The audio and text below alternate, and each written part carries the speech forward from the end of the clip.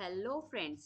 I hope आपकी जो study है वो बिल्कुल अच्छी चल रही होगी। आपने जो प्रीवियस लेक्चर है हमारे ड्रग एब्जॉर्प्शन के वो पढ़ लिया होगा।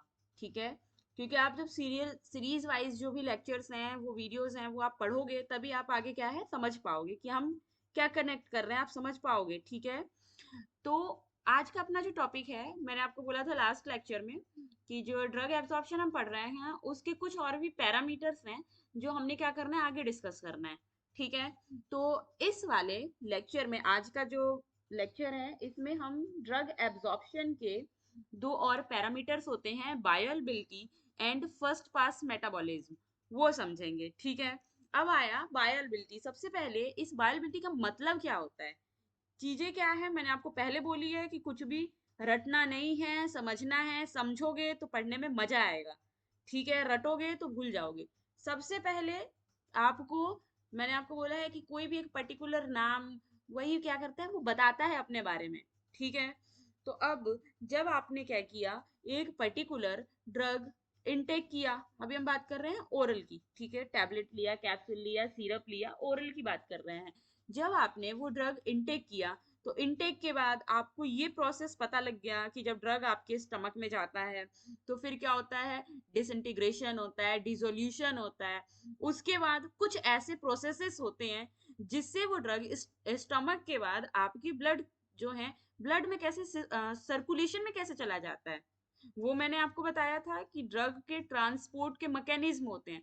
वो आपने थ्रू ड्रग ट्रांसपोर्ट मैकेनिज्म पढ़ा है कि कैसे वो active diffusion, passive diffusion, filtration के थ्रू वो क्या होते हैं, वो जो भी जो ड्रग्स हैं वो एब्जॉर्ब हो जाते हैं। ठीक है, अब एब्जॉर्ब भी ड्रग हो रहे हैं तो कितने परसेंट ड्रग है, कितना अमाउंट है जो आपकी बॉडी में एक जो फार्माकोलॉजिकल एक्शन है उसके लिए रिस्पॉन्सिबल है।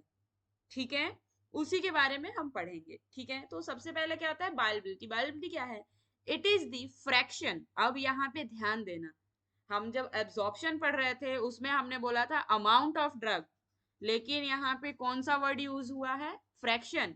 It is the fraction of the drug that reaches systemic circulation और site of action in unchanged form. जो सबसे ही इंपॉर्टेंट पॉइंट है वो है अनचेंज्ड फॉर्म। ठीक है, तो वो फ्रैक्शन आपके ड्रग का जो आपके सिस्टेमिक सर्कुलेशन में और जो पर्टिकुलर साइट ऑफ एक्शन है वहां पे अनचेंज्ड फॉर्म में, वहां पे अनचेंज फॉर्म में जो रीच हो रहा है, ठीक है, उसको बोलते हैं क्या, bioavailability. For example, if 100 unit of a drug is administered by any route, अब यहां ध्यान दो, any route, and 70% unit reaches in the systemic circulation. अब आप ये जो सामने आपके नोट्स दिख रहे हैं आप उसको पढ़ के बता सकते हो, ठीक, और समझने की कोशिश कर सकते हैं कि ये क्या लिखा है और इसका क्या मीनिंग है। ओके,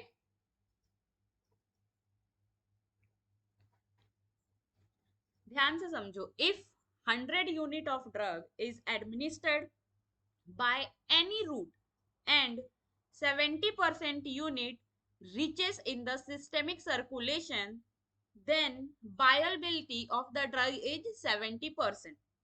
जैसे मान लो आप, ठीक है, कि आपने क्या किया, सॉरी बच्चा, आपने क्या किया कि 10 mg की ड्रग को ले ली। ठीक है, 10 mg में, अगर अब हम उस 10 mg की बात कर रहे हैं, 10 mg आपने ले लिया और उसमें से 7 mg जो है वो आपके सिस्टेमिक सर्कुलेशन में एंटर कर गया।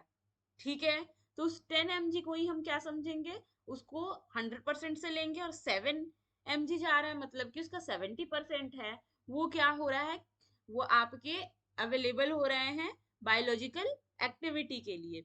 ठीक है, तो और एक चीज जो बहुत ही इंपॉर्टेंट है, ये क्वेश्चंस में आता है कि bio availability is by IV route is 100%। अब इसका आप लोग खुद दिमाग लगाओगे कि आईवी रूट की बायोअवेलेबिलिटी 100% कैसे हो जाती है। देखो, इसका आंसर मिलेगा आपको जो हमारा डेफिनेशन है उससे।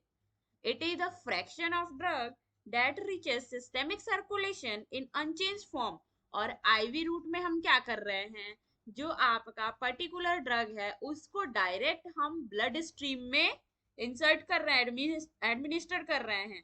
तो बायो अबिलिटी आईवी रूट में कितनी होती है, 100%। ठीक है।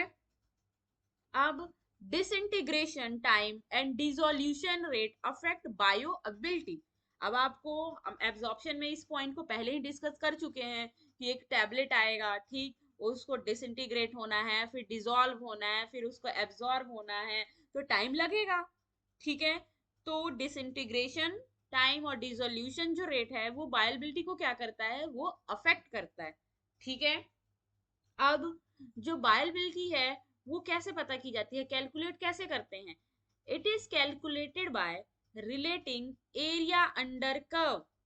एरिया अंडर कर्व किस चीज का, प्लाज्मा कंसेंट्रेशन वर्सेस टाइम का जो एक ग्राफ होता है, ठीक है, उसके अकॉर्डिंग हम क्या करते हैं, एरिया अंडर कर्व के अकॉर्डिंग हम बायोअबिलिटी निकालते हैं और पर्टिकुलर एक कोई ड्रग है उसका कंपैरिजन करते हैं। ठीक है। For IV route and for that particular route. देखो, अक्सर हम, अक्सर क्या मतलब मोस्ट ऑफ जो स्टैंडर्ड रूट लिया जाता है जिसे कंपैरिजन हो, वो हम आईवी रूट लेते हैं। क्यों? क्योंकि आईवी में जो बायोअबिलिटी है वो कितना है, 100% है। ठीक है। अब ध्यान से समझिएगा, बिल्कुल स्ट्रेस नहीं होना है, बिल्कुल रिलैक्स होकर पढ़िए। देखिए, ये हमने क्या किया है, एक ग्राफ प्लॉट किया है। ठीक है। Plasma concentration versus time. ठीक है। अब इमेजिन करो इस पॉइंट पे जहां पे ये कर्सर है, ठीक, इस पॉइंट पे क्या किया गया कि जो ड्रग है उसको आईवी रूट से हमने दे दिया। ठीक, दे दिया मतलब किसी पर्टिकुलर पर्सन है, उस पर्सन को हमने क्या कर दिया है, वो जो ड्रग एडमिनिस्ट्रेट कर दिया आईवी रूट। तो आईवी रूट में क्या बताया था कि आईवी रूट है उसको डिसोल्यूशन में नहीं जाना है, डिसइंटीग्रेट नहीं होना है, वो डायरेक्ट कहाँ जाता है, वो डायरेक्ट जाता है आपके सिस्टेमिक सर्कुलेशन में। अब आईवी रूट में दिया तो वो क्या हो गया, पीक पे गया, उसके बाद धीरे धीरे धीरे धीरे वो एलिमिनेशन की तरफ जाता है। ठीक, तो ये जो पूरा जो एरिया है, ठीक, इसको बोलते हैं एयूसी ऑफ आईवी, मतलब एरिया अंडर कर्व आईवी का। अब इस समय हमने एक दूसरी मेडिसिन दी ओरल रूट से। ठीक है। अब ओरल दिया तो फिर वो एक पर्टिकुलर डिसॉल्व हुआ, डिसइंटीग्रेट हुआ, फिर पर्टिकुलर टाइम के बाद देखो धीरे धीरे अब प्लाज्मा में कंसंट्रेशन उसका बढ़ रहा है, टाइम के बढ़ने के साथ साथ फिर एक पर्टिकुलर टाइम आ रहा है जहां पे वो इफेक्ट शो कर रहा है, और उसके बाद वो धीरे से क्या हो रहा है, डिक्लाइन हो रहा है। ठीक है, एलिमिनेशन की तरफ आ रहा है। तो ये अब एरिया ध्यान से समझना, ठीक, ये जो आपको ग्रीन कलर से दिख रही है ये है एरिया अंडर कर्व किस चीज का, ओरल का, और ये पूरा क्या है, एरिया अंडर कर्व आईवी का। तो बायोअबिलिटी हम किस चीज से निकालते हैं, एरिया अंडर कर्व को आपस में कंपैरिजन करके। अब ये बहुत ही इंपॉर्टेंट फॉर्मूला है, ये मोस्ट ऑफ एग्जाम्स में आते हैं ये क्वेश्चंस। ठीक, अब बायोअबिलिटी हम यहाँ ओरल और आईवी के रिस्पेक्ट में कह रहे हैं। Bioavailability of bioavailability is equal to AUC, AUC मतलब area under curve of oral divided by area under curve of IV into 100। 100 क्यों है, क्योंकि हम फ्रैक्शन इसको परसेंटेज में ले रहे हैं। ठीक है। या फिर आप AUC test divided by AUC standard into 100 भी ले सकते हैं। ठीक है। टेस्ट बोल दो और स्टैंडर्ड, स्टैंडर्ड में हम क्या लेते हैं, आईवी को लेते हैं। अब टेस्ट क्यों बोला, यहाँ पे हो सकता है कि ओरल की जगह पे कोई और किसी और भी रूट के निकाले जा रहे हो। ठीक है, इसलिए तो बायोअबिलिटी का जो फॉर्मूला है वो याद रखना, bioavailability is equal to AUC test upon AUC standard into 100। ये आपका क्या है, बायोअबिलिटी का फॉर्मूला। अब आपको क्या करना है, जो डोज है, ठीक, वो डिटरमाइन करना है। अब खुद सोचो, कोई एक ऐसा ड्रग है जिसकी बायो एबिलिटी जो है वो हाई है, मतलब कि आपका जो सिस्टेमिक सर्कुलेशन में अनचेंज्ड फॉर्म में वो ड्रग हाईली, जो फ्रैक्शन है हाईली परसेंटेज में क्या है, अवेलेबल है। तो आप उस ड्रग का डोज क्या करोगे, लो डोज दोगे। क्योंकि अगर आप ऑलरेडी वो ब्लड में हाई कंसंट्रेशन में है और आप हाई डोज दे रहे हो, तो फिर टॉक्सिसिटी की प्रॉब्लम रहती है, कि टॉक्सिसिटी आने की प्रॉब्लम होती है। ठीक है। तो अगर वो ड्रग्स जिनकी हाई हाई बायोअबिलिटी है तो आप उसका डोज क्या दोगे, लो डोज दोगे। अब वो ड्रग जिनकी लो बायोअवेलेबिलिटी है तो उसका आप क्या करोगे, हाई डोज दोगे। हाई डोज क्यों दोगे, एक पर्टिकुलर प्लाज्मा में कंसंट्रेशन भी तो ड्रग का मेंटेन होना चाहिए ताकि वो जो ड्रग है वो क्या कर सके, वो अपना फार्माकोलॉजिकल इफेक्ट शो कर सके। ठीक है, याद रखना, हाई बायोअवेलेबिलिटी ड्रग्स को क्या करना है, हमने लो डोज देना है। लो बायोअवेलेबिलिटी ड्रग्स को क्या करने हैं, हाई डोज देने हैं। ओके, अब ये बहुत ही इंपॉर्टेंट है, इसको थोड़ा आप लोग समझना बच्चा। ठीक है, डिटर्मिनेशन ऑफ बायोअवेलेबिलिटी, ये एक जो कर्व है इसको थोड़ा ध्यान से समझना। ठीक है, वैसे तो इसको आप डिटेल में पढ़ोगे बायोफार्मास्यूटिक्स में। ठीक है, जो बायोफार्मास्यूटिक्स है उसमें आप बहुत ही डिटेल में इस कर्व को पढ़ोगे, बट मैं आपको यहाँ पे एक ओवरव्यू दे देती हूँ। ठीक है, कि बायोअवेलेबिलिटी का कैसे क्या होता है। देखो, ये अपना जो मैंने वहां पे आपको बताया था कि एक ग्राफ है, plasma drug concentration versus time. ठीक है, अब ये ग्राफ कैसे शो होता है, ध्यान से देखो। यहाँ पे हमने क्या किया, आईवी हम यहाँ पे हम क्या कर रहे हैं, जीरो टाइम पे हम क्या कर रहे हैं, ड्रग एडमिनिस्ट्रेड किया। ठीक है, ड्रग एडमिनिस्ट्रेशन किया तो ड्रग डिसोल्यूशन डिसइंटीग्रेशन के बाद धीरे धीरे वो क्या होगी, डिसॉल्व होगी और एब्जॉर्ब होने लगेगा ब्लड में। देखो, जब एब्जॉर्प्शन की बात हो रही है तो देखो कैसे एब्जॉर्ब हो रहा है, और एक पर्टिकुलर टाइम के बाद जब एब्जॉर्ब हो गई और अपना एक्शन वो शो करने लगता है तो फिर पोस्ट एब्जॉर्प्शन फेज आता है, और फिर डिक्लाइन होकर क्या होते हैं, एलिमिनेट होने लगते हैं। एक ड्रग आपने इंटेक किया, उसने अपना एक्शन दिया, एक्शन देने के बाद अब वो क्या हो रहा है, अब वो एलिमिनेट हो रहा है। ठीक है, डिस्ट्रीब्यूशन, मेटाबॉलिज्म, उसके बाद एक्सक्रीशन, तो अभी बॉडी से क्या हो रहा है, एलिमिनेशन फेज आ गया, अब वो ड्रग बाहर हो रहा है। तो अब इसमें जो सबसे समझने वाली बात है, ध्यान से समझो, इसमें क्या होता है, जैसे आपने ड्रग दिया, मतलब ड्रग एडमिनिस्ट्रेड किया, तो एक पर्टिकुलर टाइम के बाद देखो, जो एक एरिया होता है जहां से आपका ड्रग का जो एक्शन है वो स्टार्ट हो जाता है। आप लोगों ने कभी ध्यान दिया होगा कि अगर आपको पेन हो रही है बॉडी में या फिर फीवर है, ठीक है, फिर आप क्या करते हैं, जब आप वो टैबलेट इनटेक करते हो तो टैबलेट लेते ही फीवर ठीक नहीं होता है, या फिर जो पेन है वो मेडिसिन एडमिनिस्ट्रेड करते ही तुरंत पेन ठीक नहीं होने लगता है, एक पर्टिकुलर टाइम लेते हैं। ठीक है, एक पर्टिकुलर, आपने ये चीजें ध्यान दी होगी कि हम जब आप मेडिसिन लेते हो तो एक पर्टिकुलर टाइम के बाद आपको रिलीफ मिलना स्टार्ट होता है। ठीक है, तो अब जब यहाँ पे ड्रग एडमिनिस्ट्रेड हुआ तो धीरे धीरे धीरे देखो इस पॉइंट पे ये टी है, ये ऑनसेट टाइम है, मतलब एक पर्टिकुलर टाइम के बाद क्या होने लगा, ऑनसेट ऑफ एक्शन, आपकी बॉडी में जो ड्रग है वो अपना एक्शन अब स्टार्ट कर दिया। ठीक है, अब स्टार्ट कर दिया, ये कौन से लेवल पे पहुंचने के बाद होता है, एक पर्टिकुलर आपके ब्लड में एक प्लाज्मा में कंसंट्रेशन एक होता है कि उस पर्टिकुलर कंसंट्रेशन के अगर नीचे ड्रग रहेगा तो वो क्या करेगा, वो कोई भी इफेक्ट शो नहीं करेगा। तो जब आपका ड्रग सब थेराप्यूटिक, ये देखो ये है सब थेराप्यूटिक लेवल, अगर इसके नीचे रहेगा तो फिर कोई भी इफेक्ट नहीं करेगा। आपके ड्रग को एक्शन शो करने के लिए ये मिनिमम इफेक्टिव कंसंट्रेशन, उस कंसंट्रेशन पे, एक पर्टिकुलर कंसंट्रेशन पे आपके ब्लड में क्या होना होगा, उसको एक आपके ब्लड में एक पर्टिकुलर जो मिनिमम इफेक्टिव कंसंट्रेशन है वहां पे उसको रीच करना पड़ेगा। जब वो उस लेवल को क्रॉस करता है, ये मिनिमम इफेक्ट, किसी भी ड्रग को एक्शन करने के लिए मिनिमम इफेक्टिव कंसंट्रेशन को क्रॉस करना पड़ता है, वहां तक रीच करना होता है। अगर ये मिनिमम इफेक्टिव कंसंट्रेशन से नीचे रह गया तो सब थेराप्यूटिक लेवल है, तो आपका ड्रग क्या करेगा, कोई भी एक्शन शो नहीं करेगा। तो अब जो आपका जिस टाइम पे, ठीक, जिस टाइम पे आपका जो ड्रग है वो प्लाज्मा कंसंट्रेशन में मिनिमम इफेक्टिव कंसंट्रेशन पे, मतलब वो minimum dose, minimum effective concentration का मतलब होता है कि एक पर्टिकुलर ड्रग का वो मिनिमम डोज जो इफेक्ट करने के लिए सफिशिएंट है, जहां से आपका इफेक्ट स्टार्ट हो जाता है, उसको बोलते हैं मिनिमम इफेक्टिव कंसंट्रेशन। ठीक है। तब मिनिमम इफेक्टिव कंसंट्रेशन को ड्रग रीच किया, ठीक है, उसी को ऑनसेट ऑफ एक्शन, मतलब इस जगह से एक्शन स्टार्ट हो गया, और जिस टाइम पे हुआ तो उसको बोलते हैं क्या, ऑनसेट टाइम। अब धीरे धीरे देखो आप, प्लाज्मा कंसंट्रेशन क्या हो रहा है, इंक्रीज हो रहा है, इसको क्या कहते हैं, एब्जॉर्प्शन फेज। ठीक है, एक पर्टिकुलर ऐसा टाइम आएगा, ध्यान से देखो, एक पर्टिकुलर ऐसा टाइम आएगा, ठीक, जिसमें आपका जो ड्रग है, ठीक, आपका जो ड्रग आपने इनटेक किया है आपके प्लाज्मा में बिल्कुल पीक लेवल पे होगा, मतलब हायर कंसंट्रेशन पे होगा।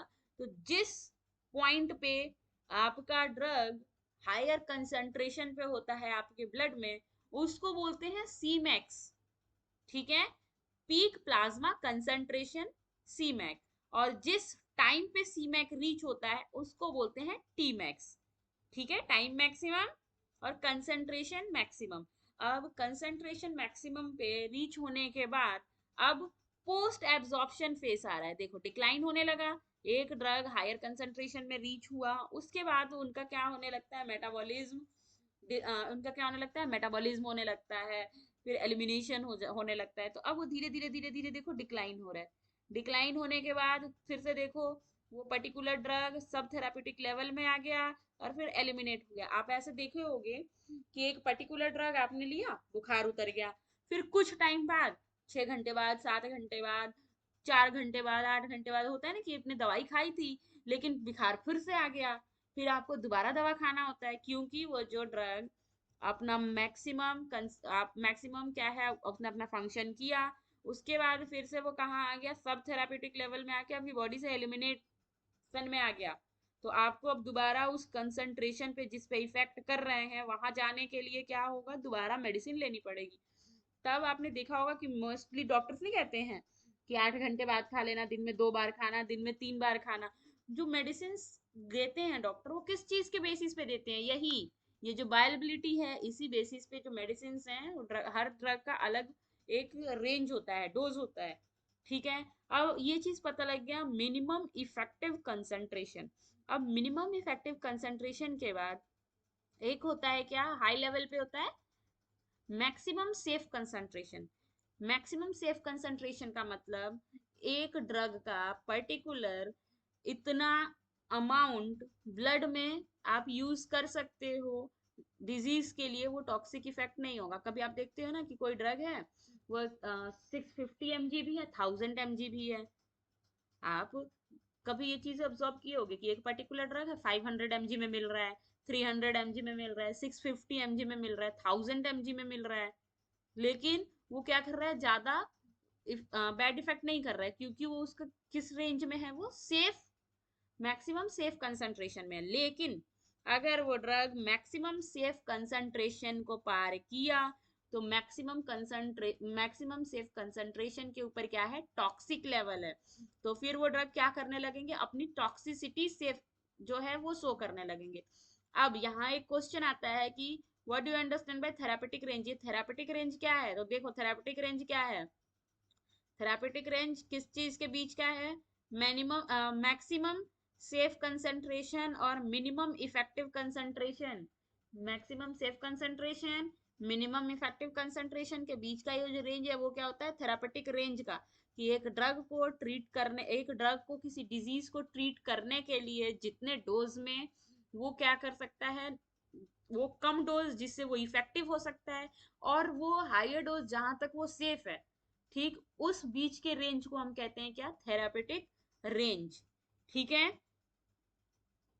ये आपको आई होप समझ आया होगा। अब देखो एयूसी का मैंने बताया, AUC describe the extent of absorption of the drug. देखो अब ये जो ड्रग है, ड्यूरेशन ऑफ एक्शन, यहां से लेकर ये जो पूरा क्या है, ये एरिया क्या है, एरिया अंडर कर्व, ये एयूसी यहाँ से लेके जहां से ये स्टार्ट हुआ है, ये पूरा ये क्या है, ये ड्रग का ड्यूरेशन ऑफ एक्शन है। ठीक है, और ये जो टीमैक्स जो दिखा रहा है ये क्या है, इंटेंसिटी ऑफ एक्शन। एयूसी क्या बताता है, बायोअवेलेबिलिटी, यहीं से तो हमने बायोअवेलेबिलिटी कैलकुलेट किया था। टीमैक्स मैंने आपको बता दिया है, T max describe the time to reach maximum concentration that is rate of absorption.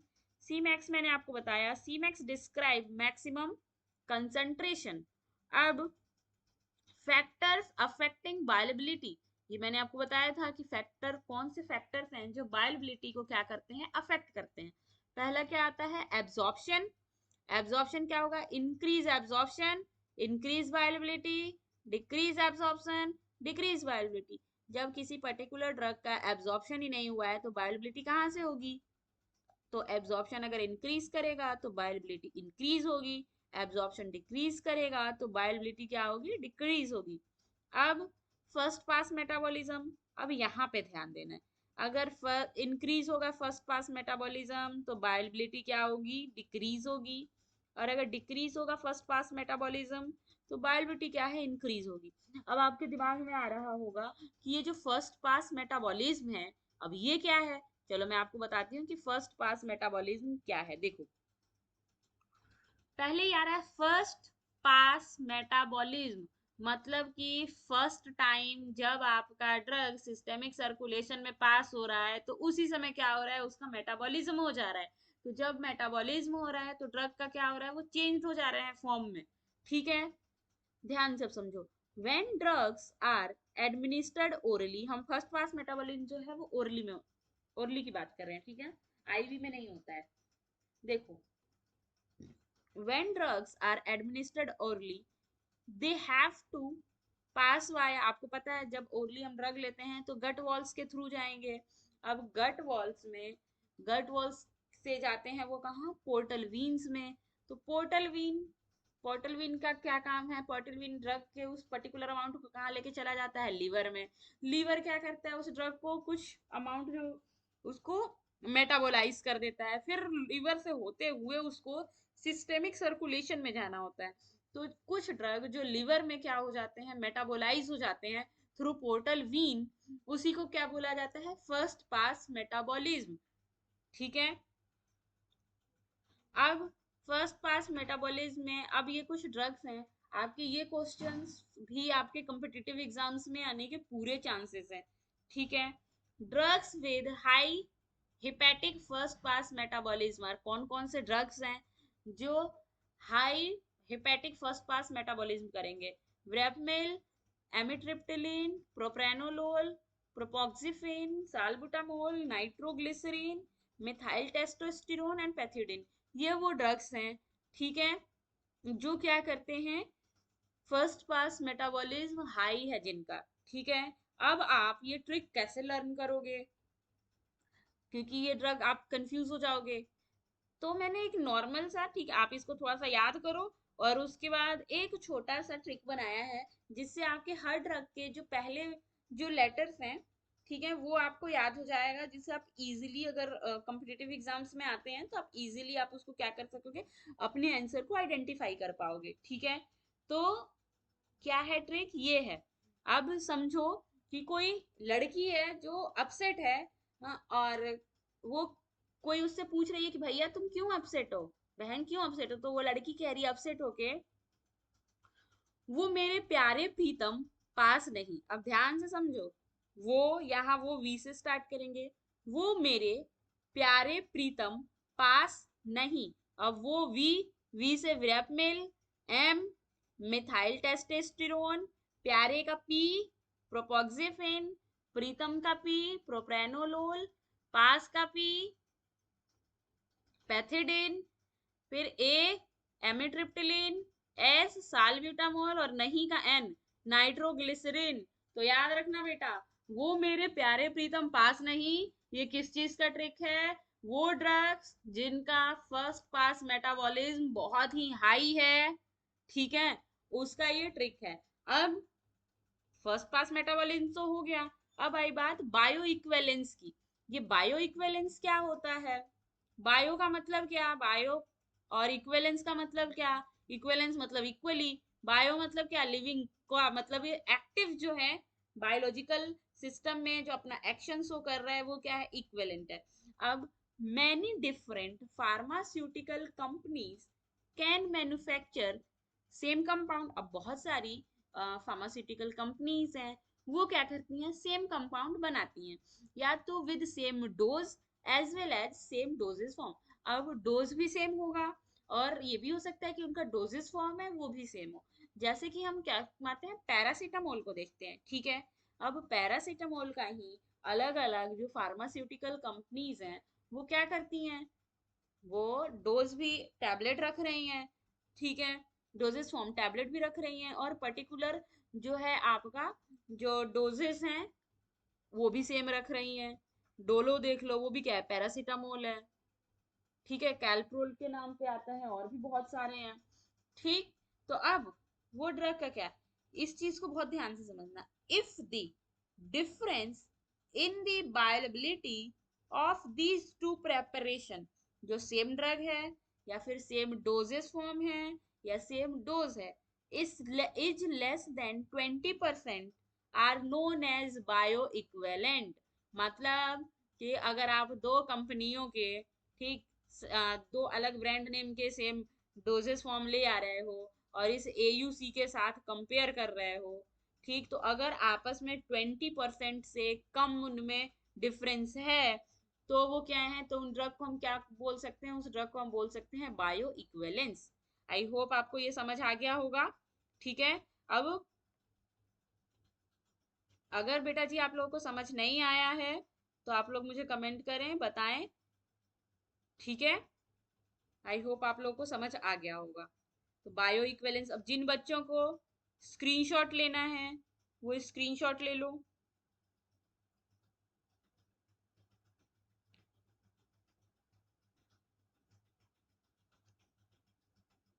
बायोबिलिटी का फॉर्मूला याद रखना।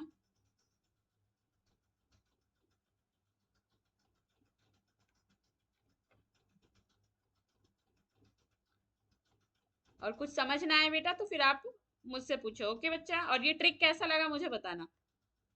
थैंक यू बच्चा।